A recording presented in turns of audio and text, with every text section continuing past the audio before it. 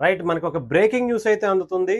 బొత్స సత్యనారాయణ అసెంబ్లీలో పవన్ కళ్యాణ్ గారితో కలిసి ముచ్చటించినట్టుగా తెలుస్తుంది.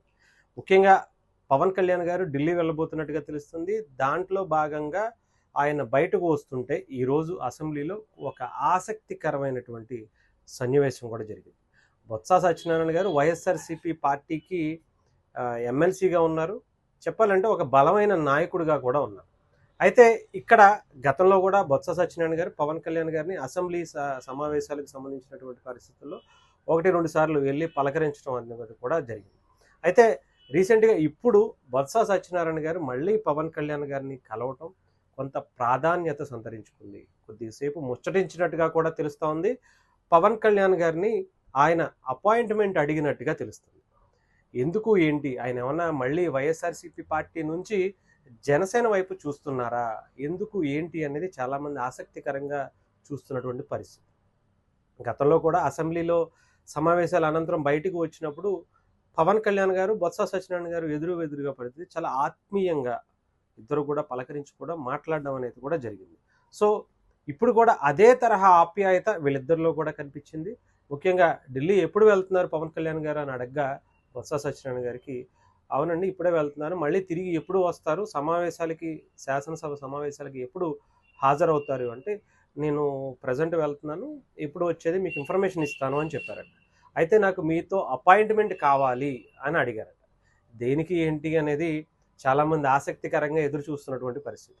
అయితే ఇక్కడ ఆయన ఏదో వైఎస్ఆర్సీపీ నుంచి పవన్ కళ్యాణ్ గారి పార్టీ జనసేనలో కావచ్చు, లేదంటే పార్టీ మారతారన్న ఊహాగానాలకైతే ఏమీ కాదు. ఇక్కడ కొల్లేరుకు సంబంధించినటువంటి ఇష్యూ పైన అక్కడ రైతులకి సంబంధించినటువంటి కొంత రైతుల్లో ఆందోళనకి సంబంధించినటువంటి విషయం పైన బొత్స సత్యనారాయణ గారు అటవీ శాఖ మంత్రిగా ఉన్నటువంటి పవన్ కళ్యాణ్ గారికి ఆ సమస్యను ఆయన దృష్టికి తీసుకువెళ్ళాలనే ఉద్దేశంతో అపాయింట్మెంట్ కోరారట.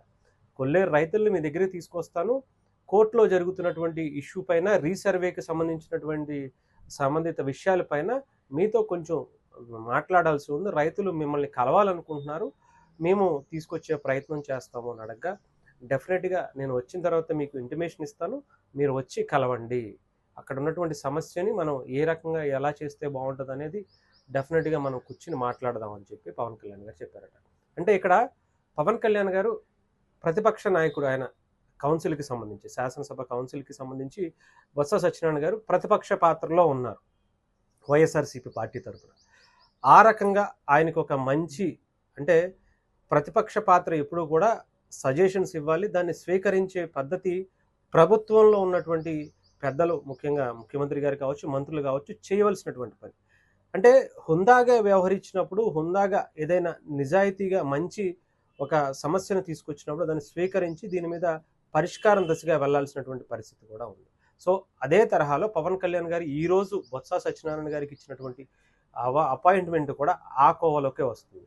ఎక్కడ ఆయన వైఎస్ఆర్సీపీ పార్టీ కదా, ఆయనకు నేను ఎందుకు కలవాలి, గతంలో నన్ను తిట్టారు, మా అన్నను తిట్టారు, లేదా ఇంకొకరిని తిట్టారు అనేది పక్కన పెట్టి ఇక్కడ ప్రజా సమస్యల గురించి ఎలాంటి నిర్ణయం తీసుకుంటే బాగుంటుంది, ముఖ్యంగా వైసీపీ తీసుకొచ్చినటువంటి ఆ విషయాన్ని గతంలోనే పవన్ కళ్యాణ్ గారి దృష్టికి వెళ్ళినా కూడా నాకు తెలిసిలే అని చెప్పి వదిలేయకుండా తీసుకొచ్చినటువంటి సమస్యను డెఫినెట్గా మనం మాట్లాడదామండి, మీరిచ్చేటువంటి సలహాలు సూచనలు కూడా మేము పరిగణలోకి తీసుకుంటాం అన్న తరహాలో జరిగినటువంటి సంభాషణగా కూడా మనం చూడాలి.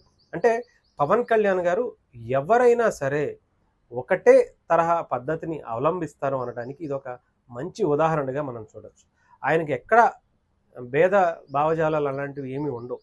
ఆయన ఎవరినైనా సరే కలుపుకుని వెళ్తారు. సమస్యల గురించి, ప్రజల బాగోగుల గురించి ఎంతవరకు అయినా సరే ఆయన వెళతారు. పోరాటానికైనా సరే, అవసరమైతే 10 మెట్లు దిగటానికైనా సరే.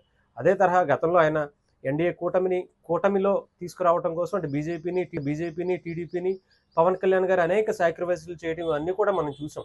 ఆయన కొన్ని కోట్ల రూపాయలు, దాదాపు 100 కోట్లు అంటారు, 200 కోట్లు అంటారు, ఎన్నో కోట్ల రూపాయలు ప్రజలకి తృణప్రాయంగా ఇచ్చేసినటువంటి పద్ధతి పవన్ కళ్యాణ్ గారిలో.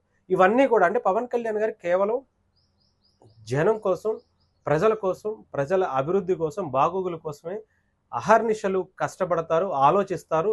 దానికోసమే ప్రతి లాస్ట్ శ్వాస వరకు కూడా ఆయన బ్రతుకుతున్నారు అనడానికి ఎటువంటి సందేహం లేదు. అది ఏ ప్రభుత్వం, ఏ ప్రతిపక్ష పార్టీకి సంబంధించినటువంటి వ్యక్తి వచ్చి పవన్ కళ్యాణ్ గారికి సలహాలు, సూచనలు ఇచ్చినా కూడా ఆయన నిత్య విద్యార్థిలాగా తెలుసుకుంటూ ఆయన చేయవలసినటువంటి కార్యక్రమాలకు ప్రజలకి మంచి అనే కార్యక్రమానికి ఎప్పుడు ముందుంటారని మనం అనుకోవచ్చు.